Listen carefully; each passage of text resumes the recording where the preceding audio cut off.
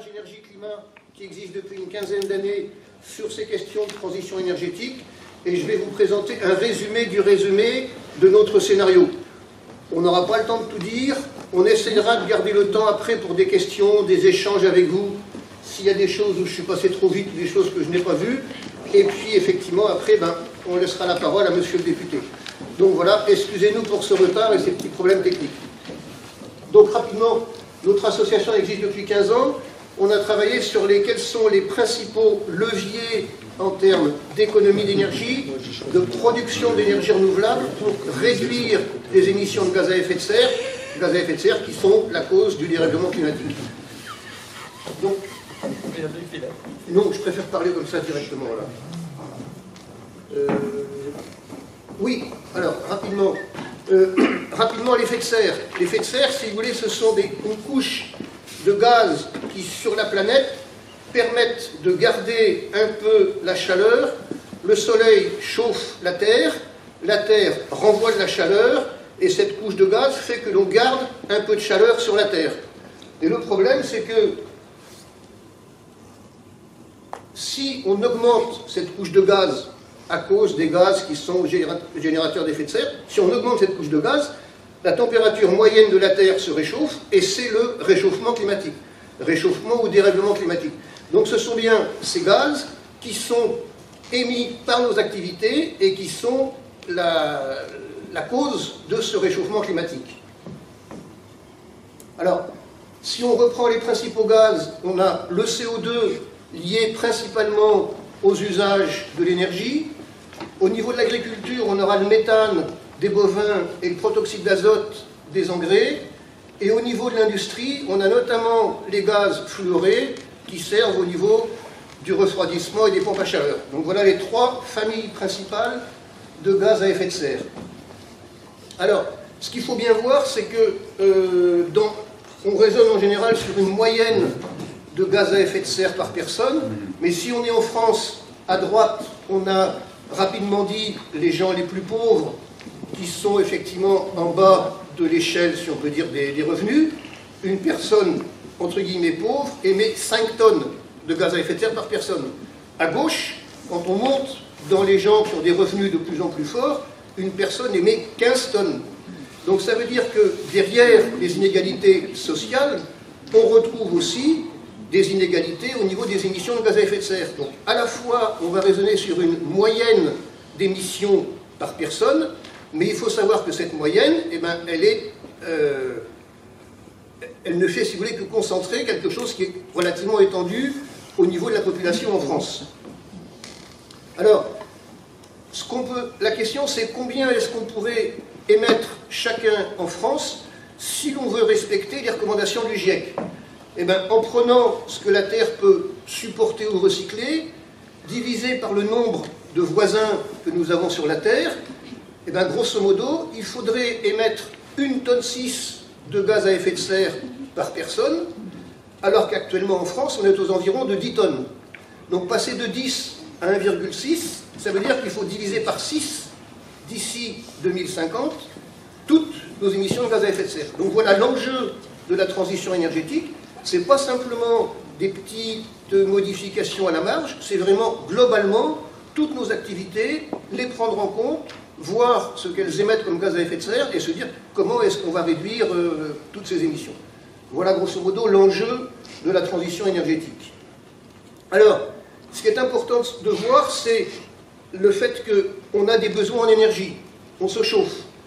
On a des voitures qui nous permettent de nous déplacer. On a des lumières et éventuellement mon vidéoprojecteur qui marche à l'électricité. Ces besoins, on a différentes sources ou différents types d'énergie qui vont nous aider. On a eu l'habitude du pétrole, on essaye de relancer le nucléaire avec le fait que malheureusement ça va arriver de plus en plus tard, et on a aussi les énergies renouvelables. Donc d'un côté, des besoins en énergie, des sources d'énergie que l'on va adapter à ces besoins, et en même temps des conséquences. Pour le pétrole, on sait qu'on émet du CO2. Le nucléaire, rappelons-nous les accidents de Tchernobyl, Fukushima et tout ça. Par contre, les énergies renouvelables ont un impact environnemental beaucoup plus faible. Donc, la démarche, c'est de se dire, si on veut changer, il faut prendre en compte à la fois les questions d'énergie, il faut prendre en compte les conséquences, notamment le CO2, mais en même temps, il faut prendre en compte l'ensemble des gaz à effet de serre. Ça veut dire que dans le débat sur la transition énergétique, sur ce qu'on appelle la programmation pluriannuelle de l'énergie, qui fait partie de tous ces gros textes qu'on a au niveau national, eh bien, il faudrait avoir à chaque fois la vision sur ces trois éléments. Parce que ne parler que des gaz à effet de serre, c'est oublier les questions, notamment au niveau des dangers du nucléaire. Ne parler que du nucléaire, c'est oublier les autres productions d'énergie électrique. Ne parler que du CO2, c'est oublier de parler notamment des émissions de gaz à effet de serre d'origine agricole. Donc, rappelons-nous l'énergie, les conséquences et la totalité des gaz à effet de serre. Voilà un peu, si vous voulez, la matrice dans laquelle notre association essaye de se mettre sur le débat énergie-climat. Alors, maintenant, une fois qu'on a fait ça, eh ben, est-ce qu'on peut économiser l'énergie? C'est ce qu'on va voir, de manière à diminuer nos besoins en énergie. Est-ce qu'on peut développer plutôt les renouvelables? Vous avez ici des gens dans la salle qui participent à l'association EOLA, qui permet, enfin, dont le but c'est de mettre en place de l'énergie éolienne sur le pays. Et puis en même temps, réduire tous les gaz à effet de serre. Si on réduit le pétrole, on réduit le CO2. Si effectivement au niveau de l'agriculture, on a d'autres modes de production agricole,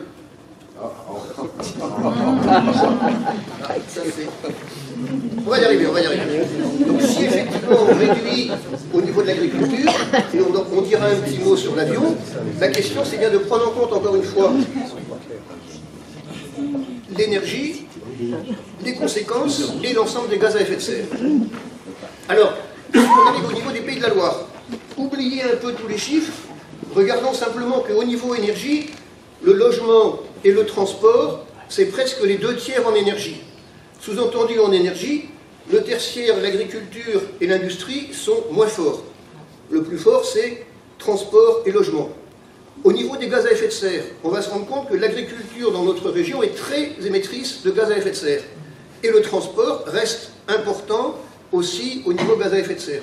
Donc ça veut dire que si on prend le côté énergie et gaz à effet de serre, dans notre scénario, on a travaillé plutôt sur logement, transport et agriculture.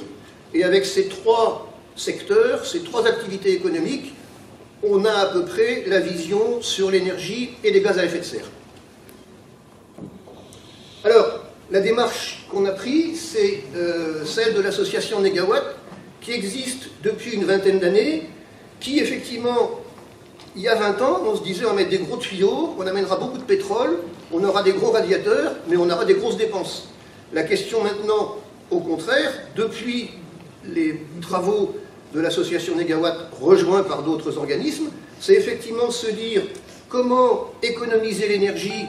Premier niveau, c'est la sobriété, c'est au niveau de nos usages. Dans la vie quotidienne, est-ce que j'utilise juste ce qu'il faut pour me déplacer, pour me loger, pour me nourrir?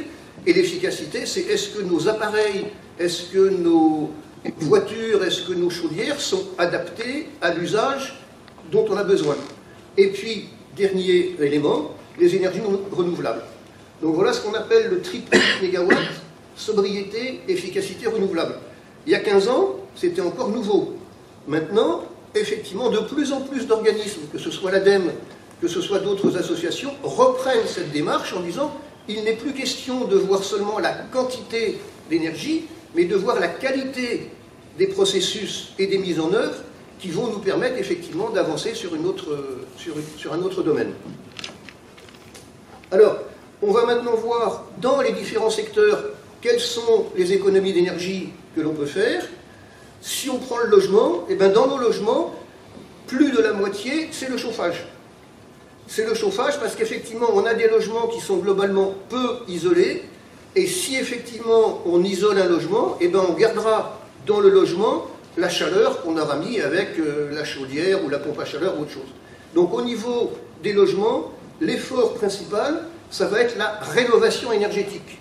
Ça peut passer par l'isolation extérieure, c'est le fait effectivement de prendre en compte les ponts thermiques, c'est le fait d'avoir après ça des équipements qui soient de bonne qualité et performants, et avec ça, on divise par 2, 3 ou 4 la totalité du besoin en énergie pour un logement. Ça demande effectivement des financements importants, ça demande un accompagnement des personnes et des collectivités, mais c'est des choses qu'on sait faire.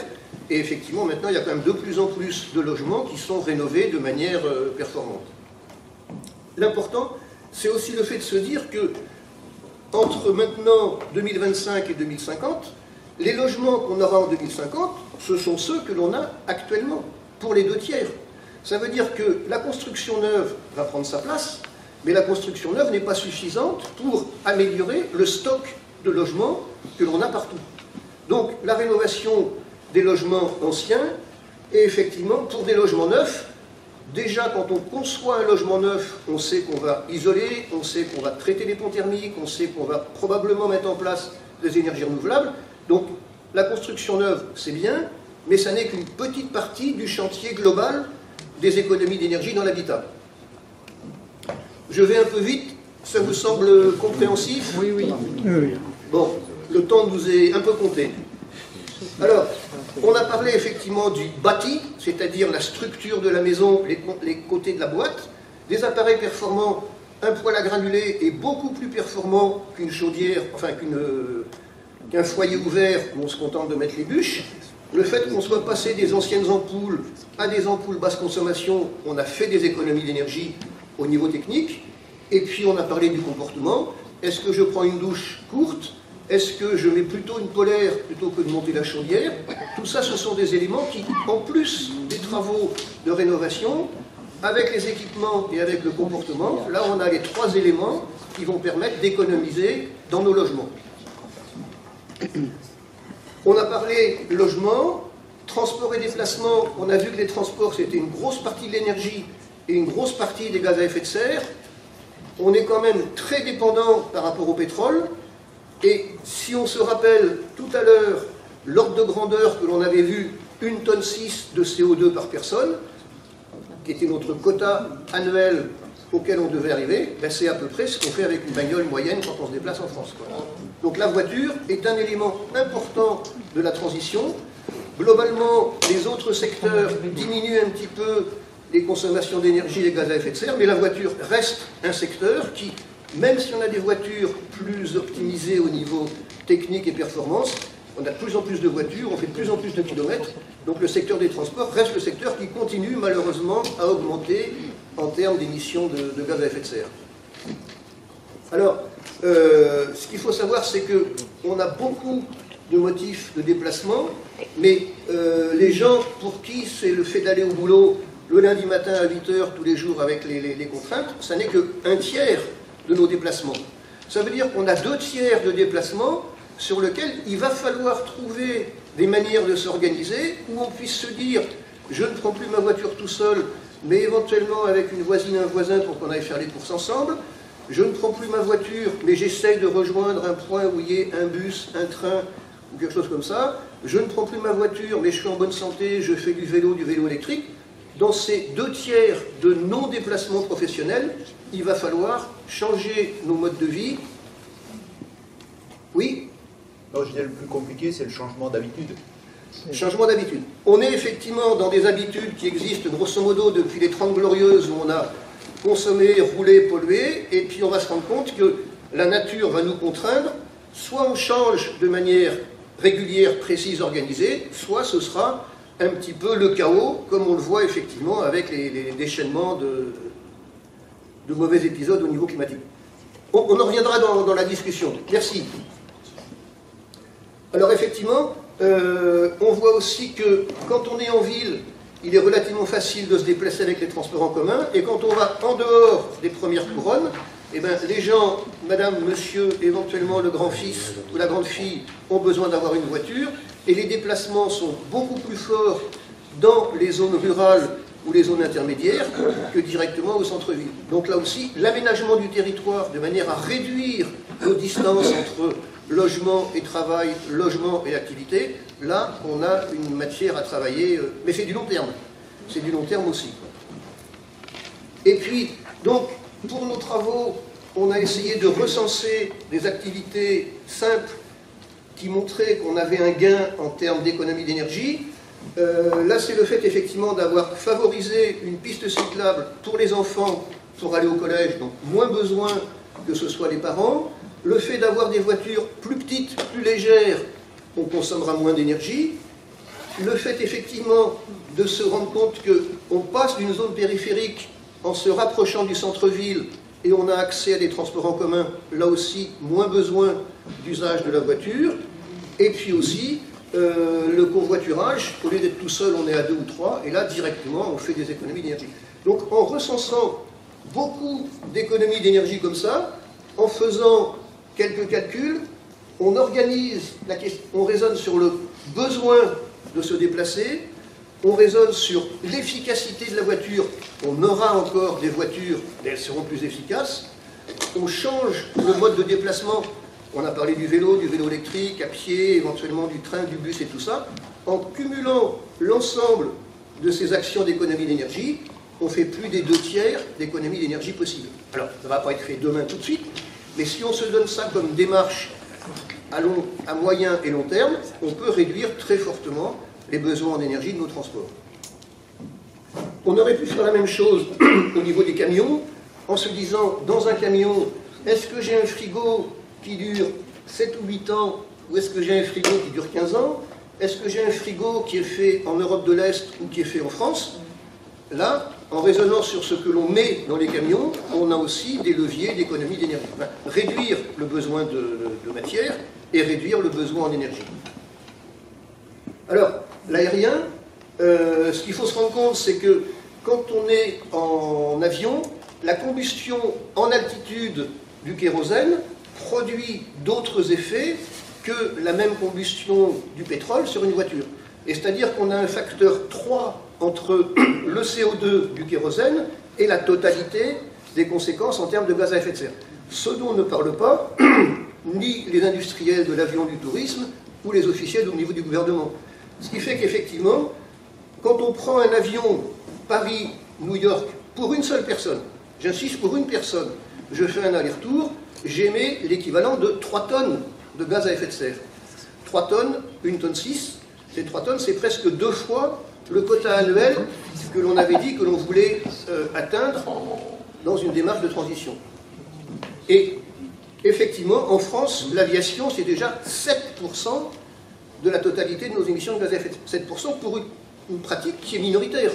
Il y a moins de gens qui prennent l'avion que des gens qui ne le prennent pas. Donc derrière la question des émissions de gaz à effet de serre, on retrouve cette question sociale et de partage des revenus. Grosso modo, les moins fortunés se déplacent moins en avion et émettent moins de gaz à effet de serre. Alors, un petit mot sur le secteur tertiaire. Le secteur tertiaire, ben, c'est nos bâtiments, c'est les écoles, les administrations, les hôpitaux. C'est un peu comme le logement, c'est principalement la question de rénovation des locaux et d'isolation. Et c'est aussi le fait de se dire, ben, plutôt que d'avoir plein de lumière et d'équipements, est-ce qu'on peut être sobre dans l'équipement de nos bureaux, de nos magasins, de nos écoles et tout ça. Au niveau industrie, on peut aussi faire des économies d'énergie sur ce qu'on appelle les opérations générales, et on peut aussi, on l'a évoqué, construire ou produire des biens qui soient des biens qui vont durer plus longtemps et qui, dès la conception, soient prévus pour être réparés. Donc encore une fois, au lieu de produire 2 frigos, si j'en produis un seul, j'économise sur le camion qui le transporte et j'économise sur l'énergie qu'il a fallu pour la chaîne de production du frigo. Je passe assez vite là-dessus, malheureusement. Donc, on a parlé des économies d'énergie. Maintenant, le potentiel d'énergie renouvelable dans notre région, énergie éolienne, on pourra dire un mot après avec les gens qui soutiennent le projet Eola. On a une façade atlantique qui nous amène effectivement un vent relativement intéressant. Maintenant qu'on met des machines en mer, on a un vent qui est plus fort, plus soutenu, plus loin de la côte, donc il y a moins d'opposition des voisins. Le solaire direct, le photovoltaïque, c'est le fait de mettre des panneaux photovoltaïques, que ce soit sur des toitures, que ce soit des bâtiments. Pour nous, on n'est pas forcément favorable aux installations au sol, parce que le sol doit garder une vocation production alimentaire ou d'autres types de production, mais déjà en équipant tout ce qu'il y a comme toiture orientée au sud et avec des capacités, par exemple ici, est-ce qu'on pourrait mettre du photovoltaïque sur le toit? Je ne sais pas. Ça va dépendre de la toiture, ça va dépendre effectivement des matériaux de couverture. Là, il y a une petite étude à faire. Voilà. Et donc, le photovoltaïque, on produit directement de l'énergie électrique. On peut aussi avoir le solaire thermique. L'eau chaude dans un panneau exposé au soleil vient dans un ballon, et le ballon redistribue l'eau chaude, que ce soit au niveau d'un circuit de chauffage central, ou bien pour de l'eau chaude sanitaire. Donc le soleil vient en complément de l'énergie éolienne pour participer au fait d'avoir d'autres formes d'énergie. Alors, la biomasse, on a le bois énergie sous forme de bûches, sous forme de haies, mais il faut quand même garder les haies. Et puis effectivement, le bois est relativement cyclique, dans la mesure où quand je brûle du bois, j'émets du CO2. En même temps, le bois en croissance récupère le CO2 pour prendre le carbone et faire ces chaînes carbonées, les sucres dans la biomasse. Donc effectivement, la biomasse, l'intérêt aussi, c'est qu'elle est stockable. Si j'ai du bois ici, je peux le garder 1 semaine, 1 an, 10 ans. Donc c'est intéressant aussi d'avoir une forme d'énergie qui soit stockable et facilement transportable. Alors, une question qu'on se pose effectivement, c'est se dire, si on a beaucoup d'énergie électrique, aujourd'hui malheureusement on n'a pas beaucoup de soleil, pas beaucoup de vent, mais on peut supposer qu'il y a une semaine on a plus de soleil, plus de vent, et à ce moment-là on peut mettre en œuvre la méthanation, qui n'est pas la méthanisation. La méthanation, c'est le fait de se dire, on a une production électrique importante, on fait l'électrolyse de l'eau, réaction chimique, on produit à ce moment-là de l'hydrogène, on a de l'hydrogène et on a du CO2, par exemple, à partir d'une centrale à biomasse, on peut mélanger l'hydrogène et le CO2 à travers une réaction et on produit du méthane. Et ce méthane, qui n'est pas le méthane des vaches qui part tout seul, ce méthane que l'on garde dans nos réseaux, c'est celui qu'on a déjà dans nos chaudières et qui peut tout à fait alimenter aussi des véhicules thermiques. Donc la méthanation est un exemple, simplement, qui montre que les productions solaires et éoliennes sont variables avec la météo, mais on connaît la météo suffisamment en avance, 1 jour, 3 jours, presque 1 semaine, pour se dire on va avoir une production électrique excédentaire, on va mettre en œuvre de la méthanation pour le stockage. Et une fois qu'on a stocké, on pourra effectivement se servir de cette énergie stockée pour des moments où on n'a pas effectivement la production éolienne ou photovoltaïque. Alors il y a d'autres formes de stockage, mais je me contente d'évoquer celui-là. Alors, pour nous, le nucléaire n'est pas une solution. On a vu le coût et le temps pour lequel il a fallu construire l'EPR. Les nouveaux EPR, on avait mis 2035, on nous a dit il y a quelques jours que ce serait probablement 2038. Le coût déjà des nouveaux EPR n'a pas encore été évalué avec précision. Certains parlent effectivement de 100 milliards et non plus de 50 ou 60 comme il y avait à l'origine. Risque d'accident, la notion des déchets n'est pas résolue, on se contente de mettre dans des grosses boîtes. Et puis il n'y a pas eu de débat politique, de débat citoyen véritable sur le nucléaire au niveau de quels sont effectivement les points positifs et quels sont aussi les points négatifs. Donc pour nous, le nucléaire n'est pas une solution dans les travaux que l'on mène pour notre scénario. Alors, un mot sur l'agriculture et l'alimentation. On a dit que dans notre région, l'agriculture produisait une grosse partie des émissions de gaz à effet de serre. On a un gros troupeau bovin et un bœuf, une vache qui rumine, émet du méthane. C'est un processus physiologique normal pour elle. Donc elle émet du méthane. Et en même temps, quand on met des engrais azotés en culture, pour produire par exemple des céréales ou autre chose, une partie de ces engrais repart sous la forme de protoxyde d'azote, qui est aussi un gaz à effet de serre. Donc l'agriculture émet des gaz à effet de serre, mais elle a aussi une capacité, par les productions biologiques et végétales, à stocker une partie de ce carbone. Et malheureusement, la partie stockage par l'agriculture est faible par rapport à la partie émission. Mais il faut prendre en compte ce stockage. Donc, dans l'agriculture, l'alimentation, on a pour nous 3 volets. Un volet déjà au niveau de comment est-ce qu'on va produire la nourriture dans les champs, dans les fermes, dans les étables. Pour nous, il faut diminuer le troupeau bovin, moins de viande bovine, peut-être plutôt effectivement d'autres types de viande, mais moins d'animaux qui émettent du méthane. L'agriculture biologique utilise très peu d'engrais ou pas du tout, donc moins de protoxyde d'azote. et aussi tout ce qui vont être les productions plutôt respectueuses du sol et de l'environnement. On parle d'agroforesterie, on va parler de rotation des sols, d'utilisation d'autres types de semences. Ça concerne la production agricole. Nous-mêmes, en tant que consommateurs, ben effectivement, changer notre régime d'alimentation, on voit de plus en plus des questions d'obésité parce que le sucre, le gras, les repas mal équilibrés, là aussi, il y a un enjeu au niveau de santé pour nous et d'environnement. On l'a dit, des produits locaux et de saison, pour effectivement, on n'a pas besoin d'avoir des tomates en plein hiver, parce que ces tomates en plein hiver sont chauffées dans des serres probablement au pétrole et tout ça.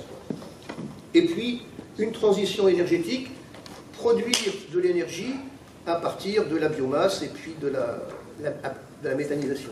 Donc l'agriculture est un levier important au niveau de ce que font les agriculteurs, au niveau de ce que l'on fait nous-mêmes en tant que consommateurs et en se nourrissant, et puis effectivement valoriser les démarches énergétiques.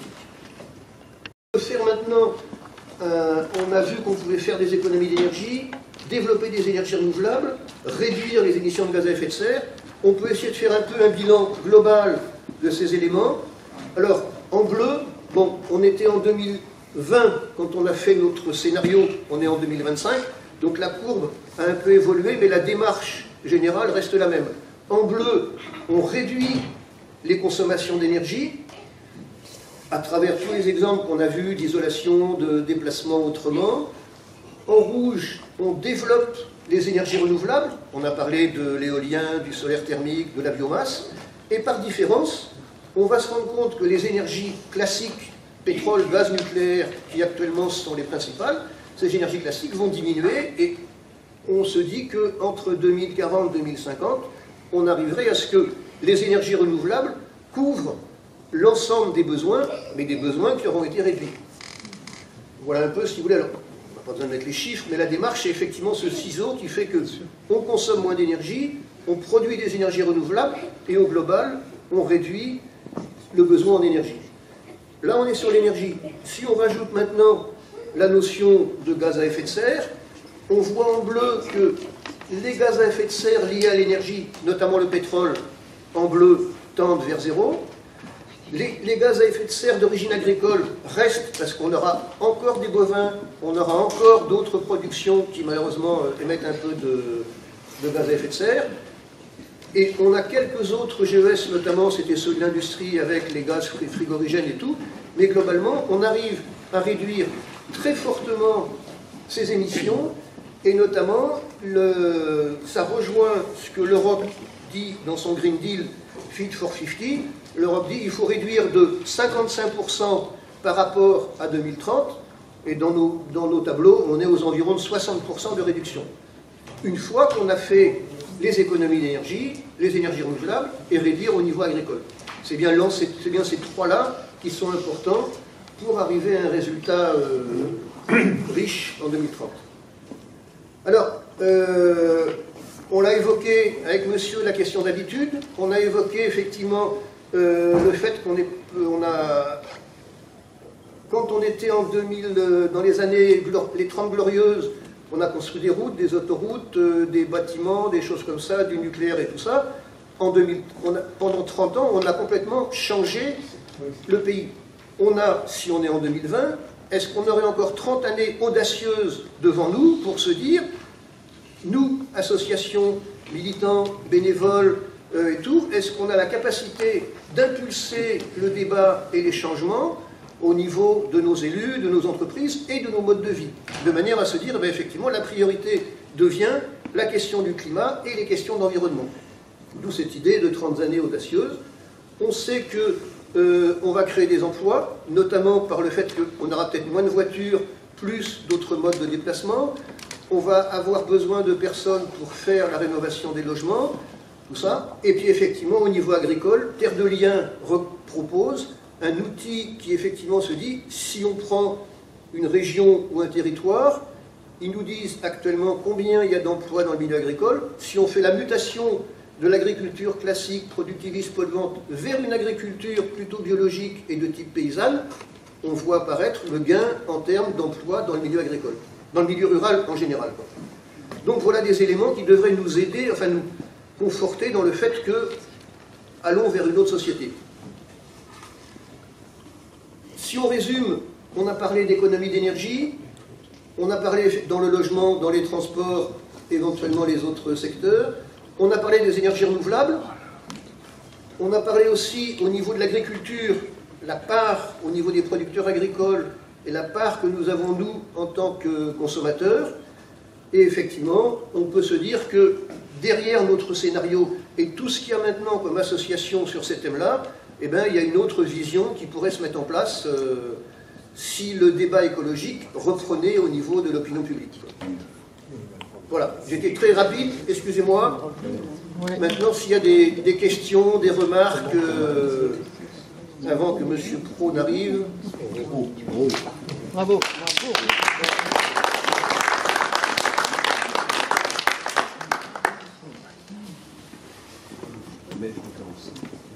Voilà, donc il y a peut-être d'autres remarques ou des questions. Encore une fois, j'ai fait très très vite, il faudra avoir le temps de se mettre plus dans les... Je dirais pas forcément dans les calculs, mais dans les raisonnements, dans les hypothèses que l'on prend. Et... Oui. Je posais la question, est-ce qu'actuellement l'opinion publique part dans cette direction-là ou une autre?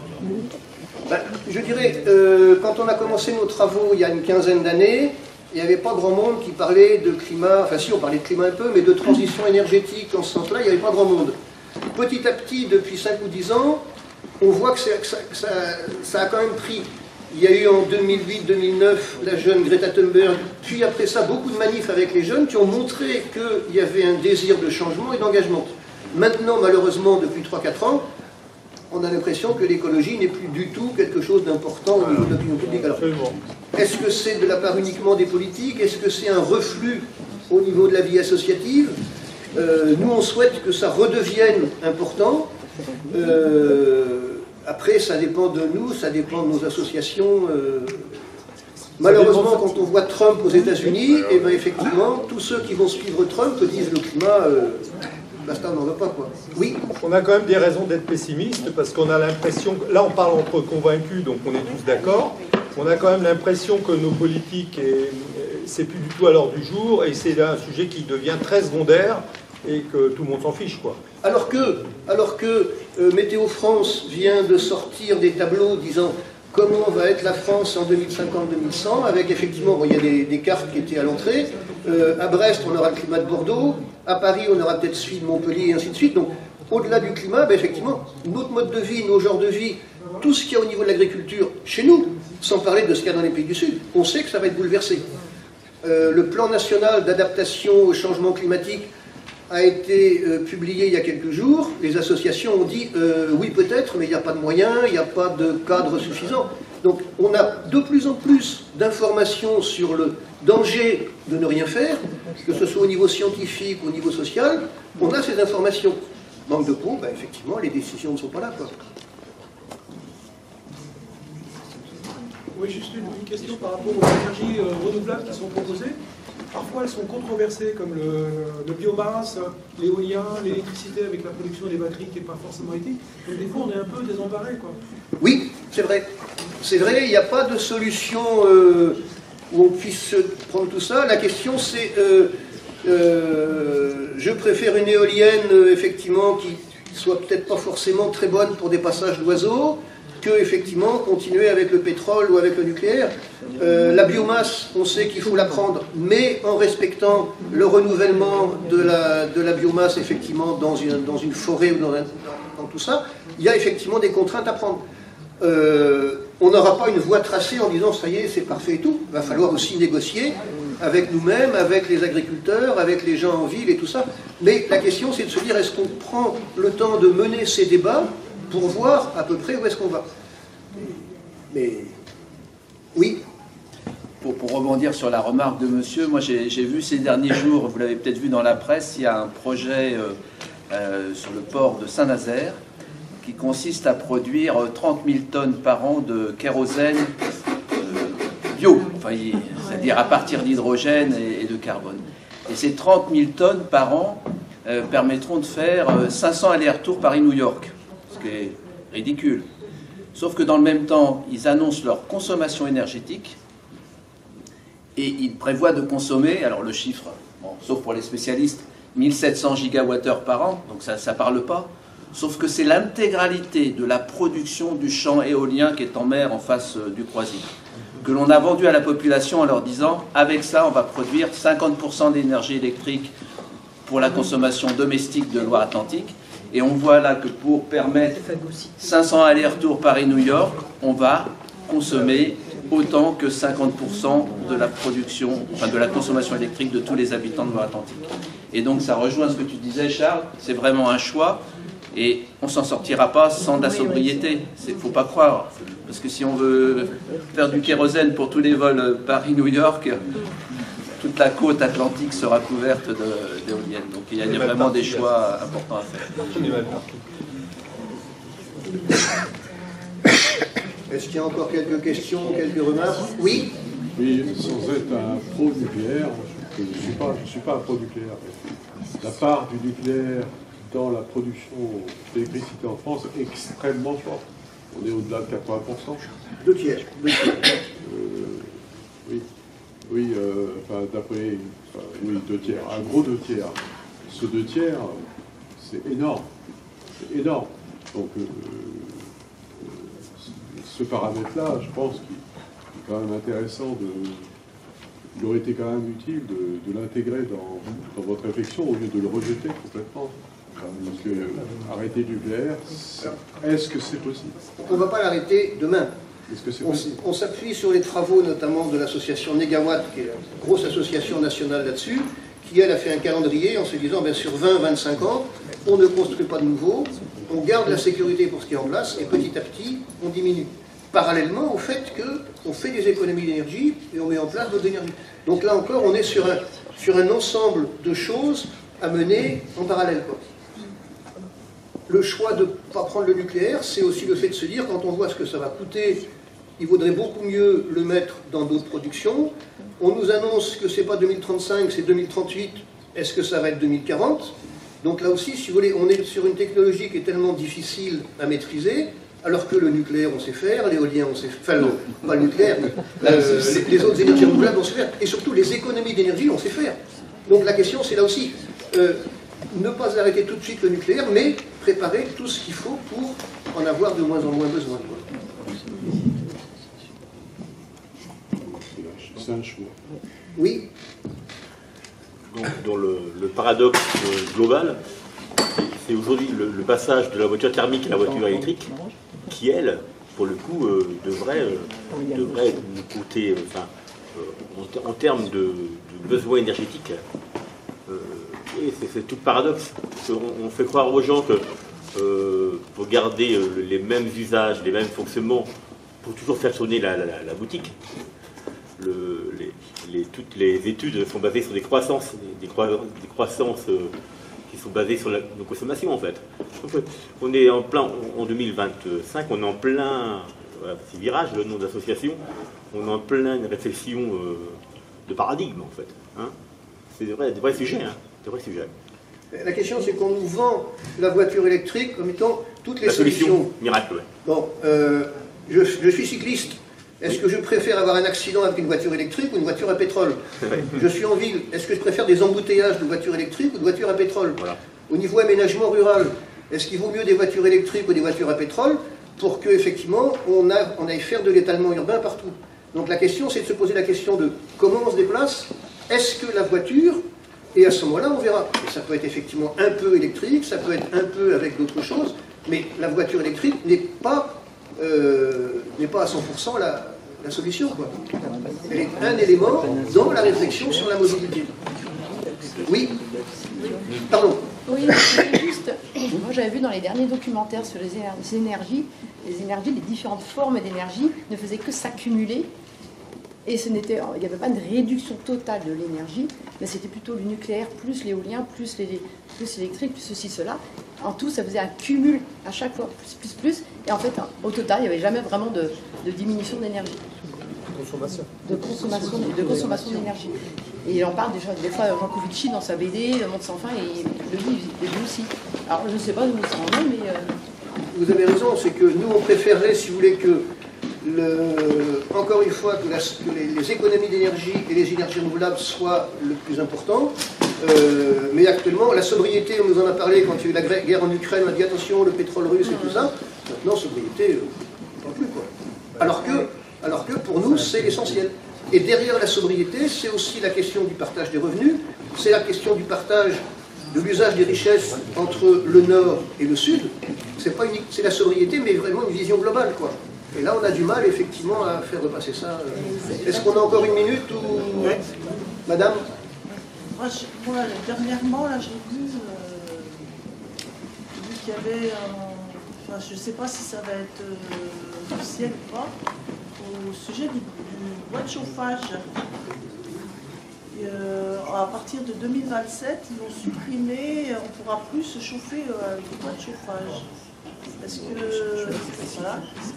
J'ai entendu dire ça. Alors, est-ce que c'est le bois de chauffage en foyer ouvert ou est-ce que c'est... Parce que maintenant, vous avez quand même des poêles à bois qui sont bien mieux régulés. Vous avez du poêle à granulés dans lequel il y a l'équivalent d'un petit carburateur qui fait qu'on met juste le granulé pour la bonne puissance. J'ai pas les éléments réglementaires. Je crois que c'était pour les inserts. Les inserts, on pourra plus... Mais parce qu'il faudrait un traitement. Oui, parce qu'en fait, ça rejette des particules fines. Oui, particules fines. Des particules dans l'air. Des particules fines, on ne pourra plus, parce que ça va être européen. J'ai pas la réglementation en tête. Est-ce qu'on clôt là-dessus? Moi, je voulais simplement... Oui. Je voulais simplement savoir, vous nous avez montré par rapport au stockage des énergies éoliennes, etc., la méthanation, c'est ça? Oui, méthanation, oui. Est-ce que ça existe vraiment? Ça existe, notamment en Allemagne. C'est des techniques qui sont relativement au point. La question, c'est est-ce qu'on met de l'énergie, enfin au sens humaine, et des crédits pour que ça se développe, ou est-ce qu'on met tout sur le nucléaire, quoi. Alors que la méthanation, c'est un truc... avoir du gaz, le gaz il est stockable, il est transportable, on peut avoir des bus ou des bagnoles au gaz et tout ça, c'est très bien. Et la méthanation est un élément. Parce que faire des batteries, il faut du lithium. Ouais. La méthanation, c'est quelque chose... Alors on n'aura pas un rendement de 100%, mais même si on a un rendement que de 50%, à un moment où on a une production excédentaire, ce rendement, il est toujours intéressant. Ben oui, c'est un exemple, simplement. Hein. D'accord, merci. Est-ce que... Bon, on a...